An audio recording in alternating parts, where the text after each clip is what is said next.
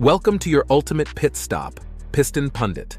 In a dramatic turn, John Deere, the iconic American brand of 185 years, is slamming the brakes on U.S. production.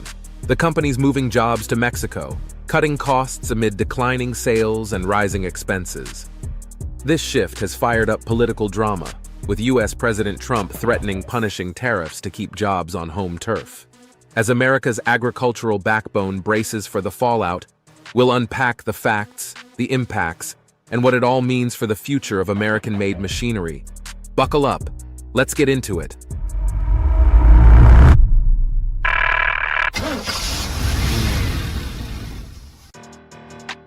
The shifting gears of an American icon.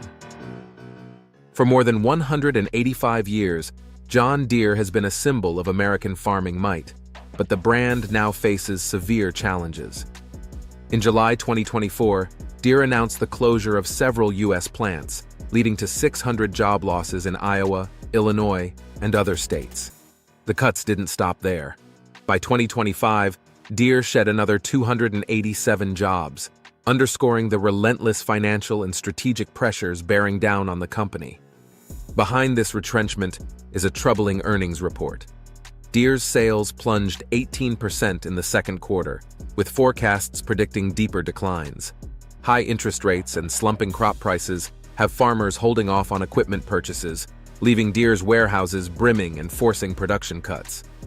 To stay afloat, the company is shifting production of small loaders to Mexico by 2026. This pivot has triggered fierce political backlash, with U.S. President Trump threatening a 200% tariff to keep Deere's green and yellow machines rolling in the U.S. But Deere's troubles don't end with plant closures. The ripple effects extend deep into the trade and tariff battlegrounds. Tariffs and the price of progress. The trade landscape is only getting thornier for Deere. Already, tariffs have cost the company $100 million this quarter alone, with a projected $500 million hit looming in 2025. The construction and forestry sectors, heavily tied to global markets, are especially feeling the burn. To soften the blow, Deere is seeking tariff relief under the U.S.-Mexico-Canada Agreement, USMCA, and tweaking its global production footprint.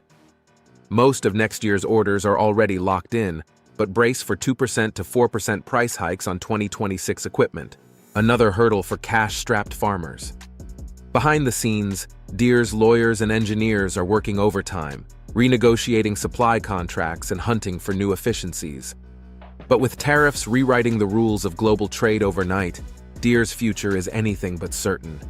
Before we dig deeper, please take a moment to like and subscribe. It might seem small, but it really helps boost this video in the YouTube algorithm and keeps this vital discussion going. Let's keep rolling and see how this crisis is hitting home for communities across the country. The human toll, communities in peril.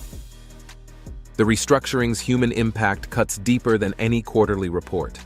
Since March 2024, over 1,800 Iowans have lost their jobs to Deere's shifting gears. In 2025 alone, 287 workers have been let go, 119 from Ankeny, 75 from Ottawa, echoing through families and main streets alike. These layoffs aren't just economic. There's a moral reckoning too. Iowa lawmakers have introduced a bill demanding that companies slashing jobs return some of the state tax credits they've pocketed. Deere counters that the layoffs are purely driven by market realities, not a betrayal of public trust. Yet for the families grappling with lost income and an uncertain future, that argument can ring hollow. Local economies built around the steady beat of Deere's factories are staggering, with shuttered storefronts and dwindling optimism. In towns that wear the Deere logo with pride, the layoffs sting like a blow to the soul. But the challenges extend beyond the factory gates, out into the fields where farmers are making tough decisions every day. Farmers at a crossroads, the equipment crunch. For the farmers who form the backbone of John Deere's customer base, the road ahead looks tough. High interest rates have made financing new equipment more expensive, while low crop prices are slashing incomes. On top of that, trade wars have triggered retaliatory tariffs, shrinking critical export markets for U.S. agriculture. The result? Farmers are putting off upgrading their equipment, and instead relying on older machinery. This shift is hitting local dealerships hard, as new equipment sales slump and demand for used gear spikes. Parts shortages and long repair times only add to the frustration, leaving farmers and dealers caught in a cycle of delay. Beyond the economics, there's a psychological toll at play. Many farmers are holding back, worried about the instability of today's markets.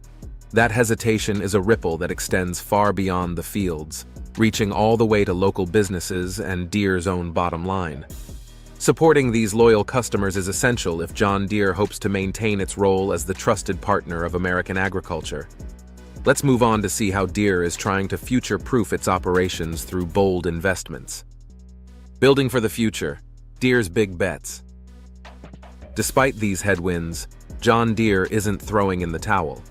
The company has announced a massive $20 billion investment in its U.S. operations over the next decade, a sign it's in this race for the long haul.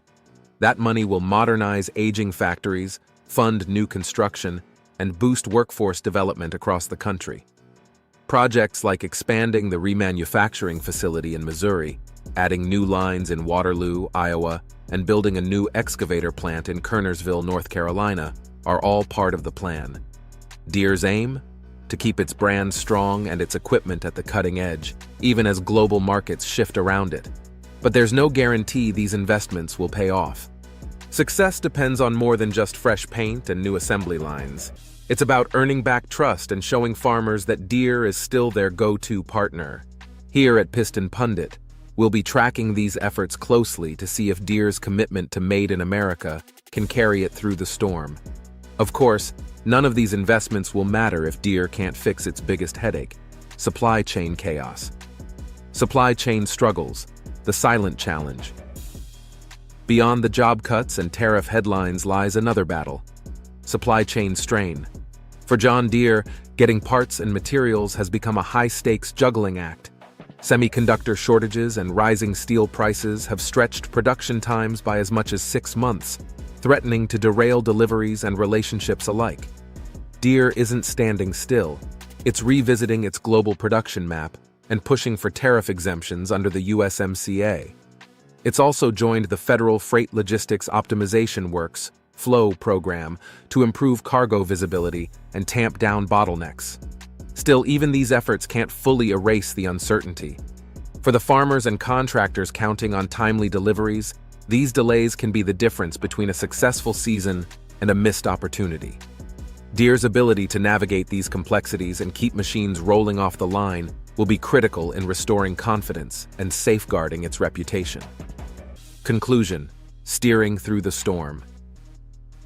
John Deere is in uncharted territory, balancing immediate challenges with the promise of future growth.